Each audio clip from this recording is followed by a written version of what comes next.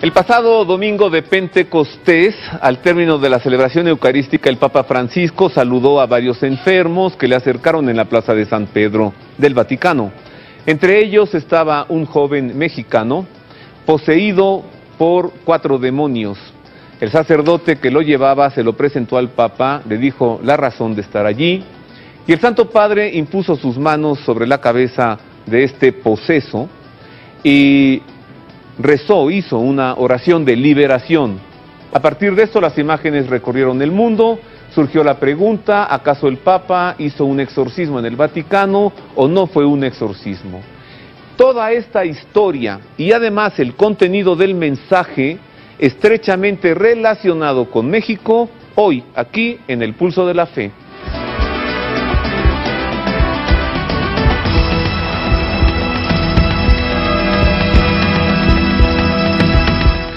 Les saludo con afecto, gracias por estar con nosotros, sea usted bienvenido a El Pulso de la Fe. Comencemos primero con la historia, todo lo sucedido en torno a este endemoniado mexicano de nombre Ángel, residente en Morelia, Michoacán. Primero toda la historia y después el análisis aquí en esta mesa. Estará conmigo José Alberto Villasana, usted lo conoce, teólogo por la Universidad Gregoriana de Roma, y quien tiene toda la información muy conocida. Él ha hablado varias veces por teléfono con este endemoniado, a quien han atendido varios exorcistas de México, de Roma y de Italia, sin poder liberarlo. Vámonos a las imágenes originales, incluso usted verá el sello del Centro Televisivo Vaticano, son las cámaras de televisión del Centro Televisivo Vaticano, como recogen este momento muy intenso.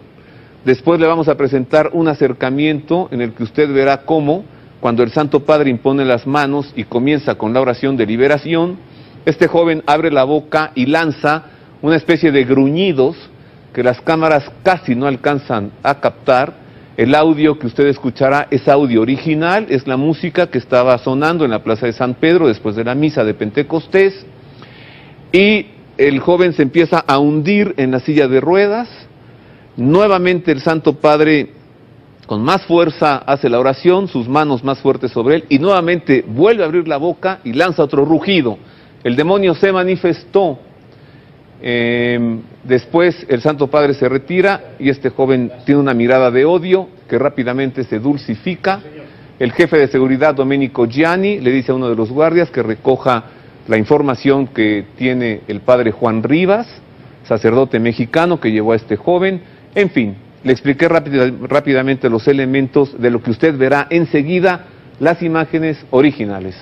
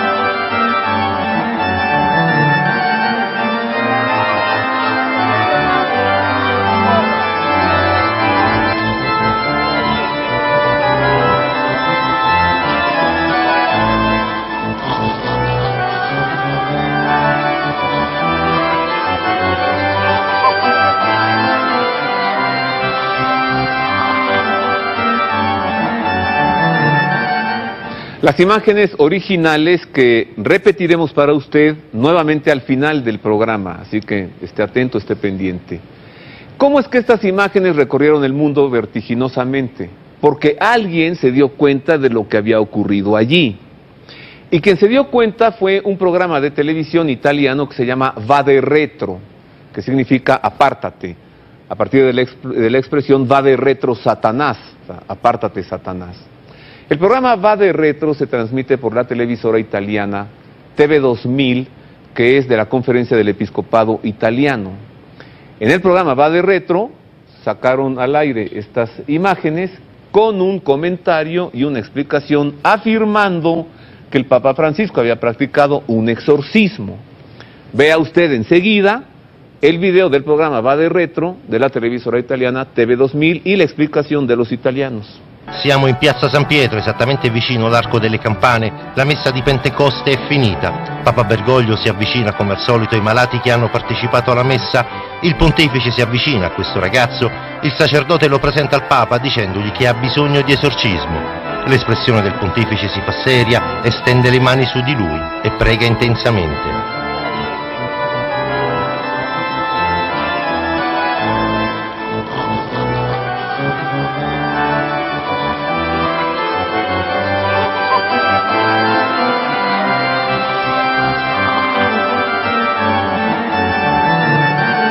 Gli esorcisti non hanno dubbi, è stata una preghiera di liberazione o un vero e proprio esorcismo.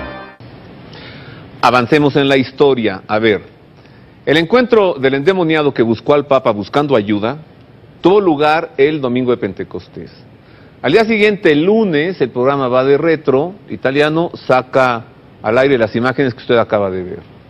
Al día siguiente, martes, el padre Federico Lombardi, director de la sala de prensa de la Santa Sede, sale a dar una explicación y a decir que el Papa no practicó un exorcismo, que solo fue una oración por una persona que estaba sufriendo.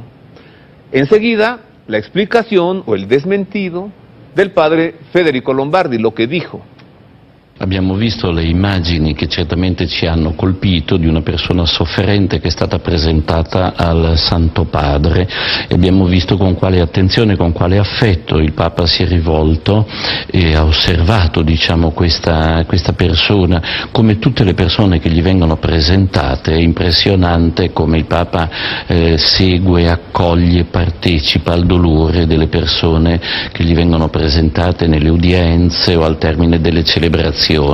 Quello che però è importante capire bene è qual è stata l'intenzione che il Papa ha avuto nel pregare per questa persona, e in questo senso è importante chiarire bene che il Papa non ha inteso fare un esorcismo, il Papa ha inteso pregare per una persona sofferente, così come fa per tutte le persone sofferenti che gli vengono presentate. Ecco, in questo senso bisogna essere, diciamo, precisi e rispettosi della intenzione del Santo Padre, che in questo caso non è stata affatto quella di compiere un esorcismo.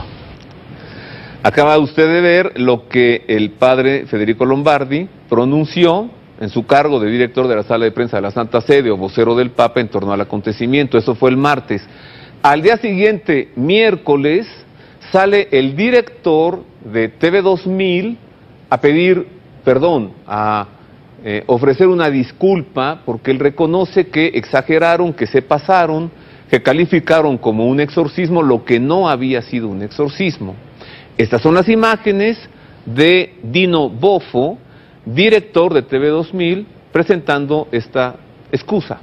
Me ne assumo la responsabilità, mi scuso per aver intaccato la verità dei fatti e per le persone che sono coinvolte, in particolare mi scuso con il Santo.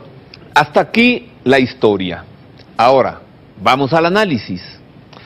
Pero antes, ¿por qué disculparse de esta manera? Simplemente por lo siguiente, mire, no es tanto una disculpa de carácter doctrinal o teológico, es más bien una excusa periodística o de comunicación, porque lo que hicieron estos comunicadores fue editorializar un acontecimiento. Debieron solamente informar, pero ellos dijeron el Papa hizo un exorcismo. Al aclararse que el Papa no hizo un exorcismo, es que salieron a ofrecer esta disculpa. Para hacer el exorcismo se requieren varios elementos: el ritual del exorcismo, agua bendita, un crucifijo, la estola, mucha gente haciendo oración y una serie de cosas más. Claro, el Papa puede hacerlo sin todo este ritual. Sin embargo, la pregunta subsiste: ¿el Papa hizo un exorcismo, sí o no? Luego supimos que el endemoniado es un mexicano, como le dije, que vive en Morelia. Supimos que al día siguiente de su encuentro con el Papa fue a ver al padre Gabriele Amorth, famosísimo exorcista, maestro de muchos exorcismos, que el padre Gabriele Amor sí le practicó el exorcismo mayor y logró que el demonio se manifestara y que hablara en latín y en italiano y que explicara por qué están en este hombre. Pero hay un antecedente a toda esta historia. El antecedente, que lo voy a mostrar, tiene un año atrás. Antes le voy a explicar que quien llevó a este endemoniado en esa silla de ruedas ante el Santo Padre a pedido del mismo para recibir ayuda a este mal que está sufriendo es el padre Juan Rivas, sacerdote mexicano. Bien, el padre Juan Rivas fue entrevistado el año pasado, 2012, en el canal de televisión mexicano María Visión por Isabel Álvarez de la Peza en su programa Novo Milenio. Allí el padre Rivas explica que él se encontró con una persona que sufre una posesión diabólica y que la causa está relacionada con los abortos en México. No dice su nombre, pero hoy sabemos que se refiere precisamente a este endemoniado de nombre, curiosamente, Ángel, a quien el padre Rivas llevó al Vaticano. Le voy a entregar enseguida parte de esa entrevista en María Visión del año pasado y cómo es que el padre Juan Rivas explica este acontecimiento del aborto relacionado con el joven endemoniado. Cuando México votó por el aborto y empezó este surgimiento de la violencia, a mí me llamaba mucho la atención este tipo de violencia. En primer lugar, porque México no es un país violento. En segundo lugar, porque los hombres, puede haber crímenes, puede haber disparos y cosas de esas, pero este tipo de violencia, de crueldad, yo no me lo explicaba sino de una manera, pues de una gente espiritual, diabólica, que está motivando a estas personas, porque el hombre no es violento por naturaleza, este tipo de violencia tiene que ser diabólico. Y yo empecé a notar, decir, fíjense bien, cómo este tipo de violencia se parece mucho al aborto, porque ¿qué es un aborto? Cortar las piernas, cortar los brazos, cortar la cabeza, y después lo meten en ácido, o lo disuelven en el cuerpo, o lo tiran a la basura. Exactamente como el tipo de violencia que está viviendo México. La violencia iba aumentando en proporción a los abortos cometidos en el Distrito Federal, desde el día en que se votó por el aborto. Entonces, este tipo de violencia, en mi opinión, era una opinión, tiene relación con el aborto. Resulta que yo vengo a México y me encuentro con un señor que no conocía, que nunca había visto, en Morelia, y me empieza a decir, padre, tengo unas dificultades, me empieza a hablar de sus problemas, unas experiencias espirituales muy fuertes que ha tenido, y me dice, padre, la violencia está relacionada con el aborto. No puedo explicar, no puedo dar muchos datos hasta que esta persona no escriba toda su experiencia y se las entregues a los obispos. Pero el hecho es que él me dice, la Virgen está muy triste porque en México, en la capital, donde ella misma vino a arrojar a Satanás y acabar con los sacrificios humanos, ha vuelto México a los sacrificios humanos. Entendamos que lo que está diciendo, sea verdad o no sea verdad, es verdad. Para nosotros que tenemos, digo, que estamos, matar a un bebé es un sacrificio humano. Así es. Entonces me empieza a decir muchas de sus experiencias y todas relacionadas con el aborto de alguna manera. Y entonces esto me confirma en lo que yo ya venía diciendo, de que realmente, y él me dice, padre, yo me puse a investigar. Para mayo de este año 2011 había habido 40,000 abortos. El número de crímenes violentos es más o menos por arriba de 40,000 crímenes violentos conocidos. Va a seguir la violencia hasta que no se revierta la ley del aborto y va a haber tanta violencia en proporción al aborto. El padre Juan Rivas así lo explicó durante esa entrevista y lo más reciente pues es que conoce a este joven, el joven le pide ayuda, el padre Rivas logra llevarlo al Vaticano a ver si el Santo Padre puede hacer algo por él. Hasta aquí la historia. José Alberto, el análisis. ¿Qué es todo esto? Tú has hablado muchas veces con Ángel, no diremos su apellido porque él pidió que no se dijera. Así es, sí. ¿Qué más sabes de esto?